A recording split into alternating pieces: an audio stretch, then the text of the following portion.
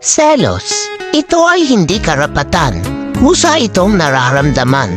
Maraming uri ng selos, ngunit pare-pareho ang pwedeng kahinatnan. Maaaring pagmula ng away, tamang hinala at kawalan ng tiwala. Ngunit ito rin ay nagiging daan upang malaman mo ang iyong tunay na nararamdaman. Selos. Minsan, nakakakilig, nakakatuwa pag nalaman mo na may nagseselos para sa'yo kahit wala naman kayo. Pero minsan, ito rin ay delikado.